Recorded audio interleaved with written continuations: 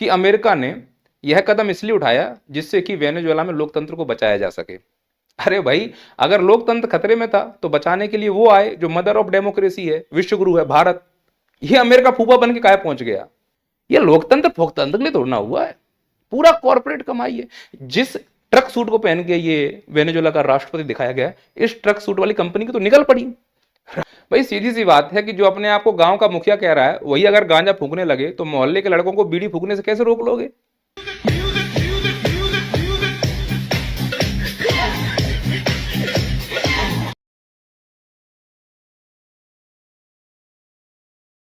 भाई इस पूरी दुनिया को ध्यान से देखो तो ऐसा लगेगा जैसे गैंग्स ऑफ वासेपुर 3 बन रही है, गली मोहल्ले की गुंडाई हो रही है। देखो, ये है दिल जला आशिक, मैंने इसका नाम रख दिया मजनू भाई। ये है वेनेजुएला के राष्ट्रपति। एक बार वेनेजुएला के राष्ट्रपति अपने मजनू भाई को नमस्ते ट्रम्प करना भूल गए, मजनू भाई की सटक गई। मजनू भाई ने वेनेजुएला के राष्ट्रपति को उसकी पत्नी सहित रात में सोते हुए उसके कमरे से उठा लिया। तो पूरी दुनिया वालों से इसलिए कहना चाहूंगा कि जागते रहो, क्योंकि इस बिन पेंदी के लोटे वाले का पीछे देखो, हाँ पीछे तो देखो। मैं पठान का बच्चा हूँ। ओ सॉरी, क्योंकि इस बिन पेंदी के लोटे वाले का कोई भरोसा नहीं है कि डोनाल्ड ट्रम्प। और इस सड़े हुए संतरे को मैं बिना पेंदी का लोटा इसलिए भी कह रहा हूँ कि एक तरफ पूरी दुनिया में शांति कायम करने की अपील करता है, शांति के पुरस्कार पाने की चाह भी रखता है, इतनी बेताबी कि खुद ही पहन लिया मेडल। वही दूसरी ओर गब्बर सिंह वाली एक्टिंग भी कर रहा है, मानो पूरी दुनिया को यह मैसेज दे रहा हो। कह रहा है कि जब दूर दूर तक कोई लोकतंत्र रोता है तो उस देश के मुखिया से उसकी पत्नी कहती है कि सिक्योरिटी टाइट करके सो जा लाला, नहीं तो मजनू भाई आएगा घर से तुझे उठा ले जाएगा।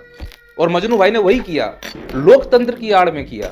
और मजनू भाई की इस गुंडाई से भारत के अंधभक्तों को अब तो ये समझ में आ गया होगा कि विश्व गुरु वो नहीं है जो भारत का ही पैसा लेके भागे भगोड़ों को भारत में नहीं ला पा रहे हैं, बल्कि विश्व गुरु वो हैं जो दूसरे देश के राष्ट्रपति को उनके कमरे से उठवा ले रहे हैं। अरे सर, हाँ। अपने मोदी जी भी कम नहीं है, उनकी छाती भी 56 इंच की है। आप मोदी जी का विरोध नहीं कर रहे हो, देश का विरोध कर रहे हो। बेटा पहली बात तो छाती औरतों के होती है, मर्दों के सीना होता है। दूसरी बात, इस अमृत काल में अगर इस सनातनी सेंटा क्लॉज का अभी भी कोई समर्थन कर रहा है, उससे बड़ा देशद्रोही कोई हो सकता है क्या? इस पार्टी को जरा ध्यान से देखो, छिनरा बीजेपी में, बलात्कारी बीजेपी में, हत्यारे बीजेपी में, भ्रष्टाचारी बीजेपी में, और ये अपने आप को देशभक्त कह रहे हैं, ये अपने आप को विश्वगुरु कह रहे हैं। झूठे। सही बताऊं, नेताओं की जाति झूठ होती है, फिर वो चाहे भारत का कोई नेता हो या भारत के नेता कोई आका हो। ये कह रहा है कि वेनेजुएला में हमने इसलिए दखल दिया कि हम लोकतंत्र बचाना चाह रहे थे। रियलिटी है कि लोकतंत्र के आड़ में पैसों का बिजनेस होगा। और कहानी है अमेरिका के राष्ट्रपति डोनाल्ड ट्रंप की गुंडई को लेकर। डोनाल्ड ट्रंप ने 3 जनवरी को अमेरिका की आर्मी से कहा कि जैसे आज से कुछ साल पहले अमेरिका की आर्मी ने आधी रात को ओसामा बिन लादेन उठा लिया था, वैसे ही कार्रवाई वेनेजुएला के ऊपर करो।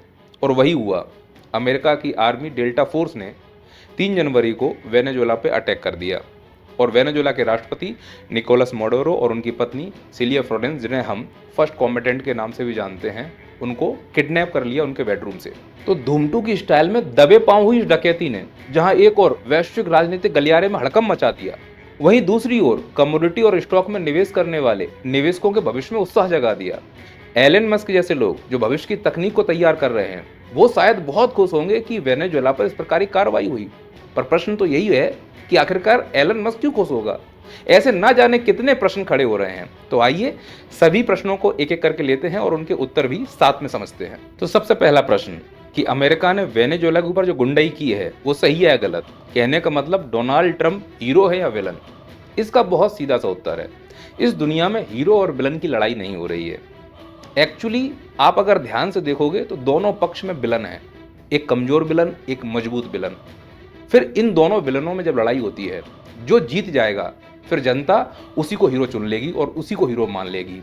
तो स्वाभाविक है मजबूत जो विलन है वही भविष्य का हीरो होगा। दूसरा प्रश्न कि यूएसए ने वेनेजुएला के ऊपर यह डकैती इतने शांतिपूर्वक तरीके से कर कैसे ली? सीधा सा जवाब है मिली भगत। घर में विभीषण था, घर का वेदी लंका ढाए। आर्मी अफसर, सांसद शायद पैसों के लिए बिक गए हों। दूसरा, माडुरो से वहां की जनता और शासक प्रशासक भी परेशान थे, जिसकी वजह से वहां की जनता ने शायद अमेरिका के साथ दिया होगा। कहा यह भी जा रहा है कि आर्मी ने पहले से ही उसको किडनैप करके रखा था। 3 मिनट में यह ऑपरेशन सफल हो गया। और जिस वेनेजुएला के पास सुखोई है, S-400 है, 2 करोड़ 80 लाख जनसंख्या है, वो इतनी आसानी से अपने राष्ट्रपति को जाने देगा? तो मिली भगत होगी। इसके बावजूद भी अमेरिका फुल तैयारी से गया था। मिरांडा, अरागुआ, कराकस हवाई हमले किए गए, आर्मी के हमले किए गए। तो शांति तो नहीं, थोड़ा बहुत बम पटाखे तो चला के आए हैं, लेकिन फिर भी लास्ट में ये कहूंगा कि मिली भगत है पूरी, तभी उसको किडनैप कर पाए ये लोग। अगला प्रश्न ये है कि अगर यूएसए ने लोकतंत्र के हत्यारे वेनेजुएला के राष्ट्रपति को सबक सिखाने के लिए कदम उठाया तो इसमें गलत क्या? इसका उत्तर बहुत स्पष्ट है कि यूएसए ने यह एक गलत एग्जाम्पल सेट कर दिया है। और रियलिटी यह है कि यूएसए हमेशा से अपनी सहूलियत के हिसाब से गलत एग्जाम्पल सेट करता रहा है। सद्दाम हुसैन को इसलिए फांसी दी गई क्योंकि उसने 150 लोग मरवा दिए, और इसी अमेरिका ने जिसने सद्दाम हुसैन को फांसी दिलवाई उसने उसी क्षेत्र में 5000 लोग मार दिए। तो एग्जाम्पल ही अपने सहूलियत के हिसाब से सेट करता है।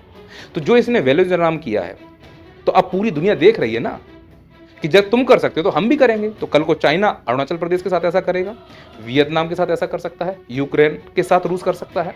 भाई सीधी सी बात है कि जो अपने आप को गांव का मुखिया कह रहा है वही अगर गांजा फूकने लगे तो मोहल्ले के लड़कों को बीड़ी फूकने से कैसे रोक लोगे? लेकिन अब कुछ ना समझ, या मैं ये कहूं कि अमेरिका का समर्थन करने वाले तथाकथित विद्वान यह तर्क देंगे कि अमेरिका ने यह कदम इसलिए उठाया जिससे कि वेनेजुएला में लोकतंत्र को बचाया जा सके। अरे भाई, अगर लोकतंत्र खतरे में था तो बचाने के लिए वो आए जो मदर ऑफ डेमोक्रेसी है, विश्व गुरु है, Bharat. India is the mother of democracy. ये अमेरिका फूफा बन के काहे पहुंच गया? या फिर ये स्वीकार कर लो कि भारत केवल थोता चना है, बाजे घना है, कुछ नहीं है, विश्व गुरु मदर ऑफ डेमोक्रेसी। भाई डेमोक्रेसी अगर खतरे में है तो मां जाएगी ना बचाने कि फूफा पहुंच जाएंगे। और दूसरी बात, आंखों की पट्टी खोल कर देखो, वेनेजुएला में डेमोक्रेसी खतरे में नहीं है, बल्कि अमेरिका की बैलेंस शीट और भविष्य की तकनीक खतरे में है। डेमोक्रेसी की आड़ में न केवल अमेरिका वेनेजुएला का क्रूड ऑयल बल्कि वहां के रेयर अर्थ मिनरल पर कब्जा करना चाहता है। तो बैलेंस शीट इसकी कैसे ग्रीन होगी? वेनेजुएला के सेंट्रल बैंक्स में 160 टन सोना रखा है, जैसे ही कब्जा करेंगे 160 टन सोना सीधे कहां पहुंच जाएगा? अमेरिका के पास। जो बैलेंस शीट रेड थी वो ग्रीन हो जाएगी। भविष्य की तकनीक, ऑटोमेटिक कार, आर्टिफिशियल इंटेलिजेंस, सौर ऊर्जा, पवन ऊर्जा, इनके लिए रेयर अर्थ मिनरल और बाकी मेटेलिक मिनरल की जरूरत है। जैसे BMW और सैमसंग ने मिलकर एक नई बैटरी बनाई है जो 9 मिनट में चार्ज हो जाएगी, 600 किलोमीटर चलेगी। उसमें 1 किलो चांदी लगता है और चांदी के भंडार दक्षिण अमेरिका में पर्याप्त हैं। और केवल अगर वेनेजुएला में भंडार की बात करें तो यूं समझो कि लगभग 201 trillion cubic feet natural gas के भंडार उपलब्ध है, 303 बिलियन बैरल कच्चे तेल के भंडार उपलब्ध हैं, 4.2 बिलियन टन लोहे के भंडार उपलब्ध हैं, लगभग 8000 टन से ज्यादा सोने के भंडार उपलब्ध हैं, 500 मिलियन टन से ज्यादा कोल के भंडार उपलब्ध हैं, और दुनिया का 2% से ज्यादा स्वच्छ जल वेनेजुएला में ही उपलब्ध है, जो कि भविष्य का एक असेट होने वाला है। तो जो वेनेजुएला के क्रूड ऑयल हैं वो अमेरिका के हो जाएंगे, जो वेनेजुएला का सोना है वो अमेरिका का हो जाएगा, और जो पश्चिमी तट के देश हैं जहां रेयर अर्थ मिनरल और मेटेलिक मिनरल मिलने वाले हैं वो भी अमेरिका के हो जाएंगे। तो इससे अमेरिका ना केवल अपनी बैलेंस शीट सुधार पाएगा बल्कि भविष्य की तकनीक के लिए जो कच्चा माल है वो भी यहां से बड़ी आसानी से ले पाएगा। और ये सब वो इसीलिए कर रहा है जिससे वो चाइना और रसिया के उन असेट्स को काउंटर कर पाए जो साउथ अमेरिका में अवेलेबल है। लेकिन बहाना क्या बना रहा है वो कि लोकतंत्र खतरे में है। जैसे भारत में बहाना बनाते हैं हिंदू खतरे में है, अंदर से क्या कर रहे हैं? खोखला और अपना मतलब निकाल रहे हैं। पूरी दुनिया मतलब से चल रही है बे, समझते क्यों नहीं हो? अब लास्ट लेकिन महत्वपूर्ण सवाल कि मुनरों की तरह जो डुनरों ने यह घटना की है वेनेजुएला के साथ, इससे भारत की अर्थव्यवस्था और भारत की राजनीति पर क्या प्रभाव पड़ेगा? अर्थव्यवस्था अगर देखो तो वेनेजुएला से हमारा व्यापार 2019 के बाद से कम ही होता जा रहा है, खासकर जब अमेरिका ने उसके ऊपर पाबंदियां लगा दी। और 60% वेनेजुएला की इकोनॉमी तेल से चलती थी, तो तेल लेने पर कई सारी पाबंदियां लगा दी। जैसे अमेरिका वर्तमान में आज लगा ही रहा है कि रूस से अगर तेल लोगे तो हम टैरिफ लगा देंगे। तो हमने वेनेजुएला से तेल लेना वैसे ही कम कर दिया। मतलब जितना हम तेल का आयात करते हैं ना साल भर में, उसका 0.3% ही हम लेते हैं वेनेजुएला से। तो अगर इस हिसाब से देखा जाए तो डायरेक्टली कोई इम्पैक्ट नहीं है। पर अगर राजनीतिक स्थिति से देखा जाए तो समझने की जरूरत है कि ये व्यक्ति जो सरफरा है, तुम इसके सामने नतमस्तक भी हो जाओ, ये कब पलट जाए इसका अनुमान नहीं लगा सकते। इसके लिए तुमको खुद से मजबूत होना होगा। आज पूरी दुनिया में रूस, चीन, यही 2 देश हैं जो इसको काउंटर कर सकते हैं, टक्कर दे सकते हैं। बाकी सबको ये अपना गुलाम समझ रहा है, जिससे चाहे उससे तू तड़ाक करके बात कर सकता है, और ये इसका नेचर है। तो इसलिए हमें अपनी झूठी छवि से बाहर आने की जरूरत है। और झूठी छवि से बाहर आने के लिए राजनेताओं को समझना होगा कि झूठे डंकापति नहीं बनना है।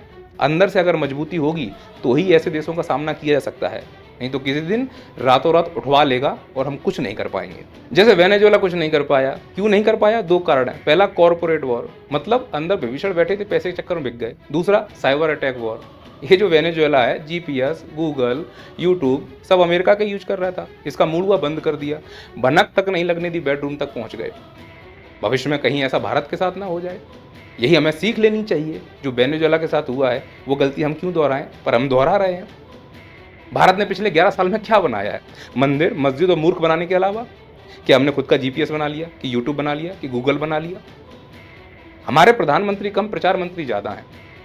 2000 करोड़ रुपए प्रचार पे खर्च हो गए। कितना बड़ा डेटा एनालिसिस सेंटर खुल सकता था, कितना इनोवेशन हो सकता था। हर घर नल जल योजना, जल जीवन मिशन योजना, 90% पैसा प्रचार में खर्च हुआ है, 10% पैसा खर्च हुआ है जमीन पर। रियलिटी क्या है? सामने दिख रही। इंदौर में पानी जहर बन गया, लोग पी के मर गए।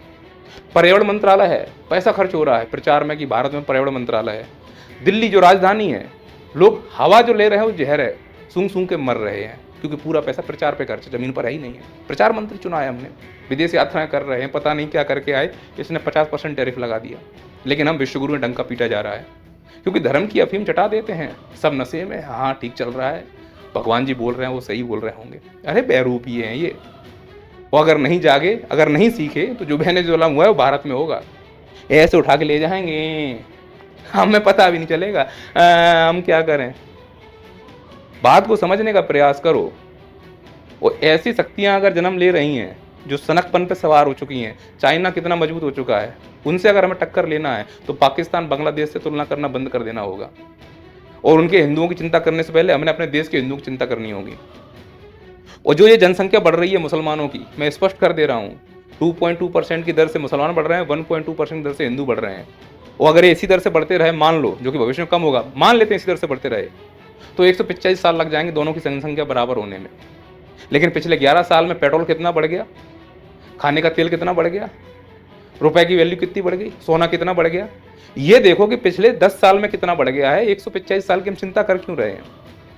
लेकिन उन्हें तो हिंदू मुस्लिम करवाना है, क्योंकि अंदर कुछ कर नहीं पाए हैं, राजनीति की मलाई चाटनी है। और वेनेजुएला की तरह देश अंदर से खोखला हो जाए तो हो जाए, क्या फर्क पड़ता है, झोला उठा के चल देंगे। बात को समझो, ये जो लड़ाइयां हो रही ना वेनेजुएला पे जो हुआ है, ये लोकतंत्र फोकतंत्र के लिए तोड़ना हुआ है, पूरा कॉर्पोरेट कमाई है। जिस ट्रक सूट को पहन के ये वेनेजुएला का राष्ट्रपति दिखाया गया, इस ट्रक सूट वाली कंपनी की तो निकल पड़ी, रातों रात उसकी तो कितनी कीमत बढ़ गई होगी। और उन सब कंपनी वालों की निकल पड़ी जो सौर ऊर्जा, पवन ऊर्जा, भविष्य की तकनीक में अपना निवेश कर रहे हैं, क्योंकि सब उसी के लिए तो हो रहा है, भविष्य के लिए। लेकिन नाम लोकतंत्र का है। भारत में हिंदू खतरे में है, ऐसे वेनेजुएला में लोकतंत्र खतरे में है। मोटा छाप रहे हैं, छापो। अबे खोलो आंखें, सड़ चुका है अंदर सिस्टम। हम मानने को तैयार नहीं, हिंदू रिलीजन है, मानने को तैयार नहीं है।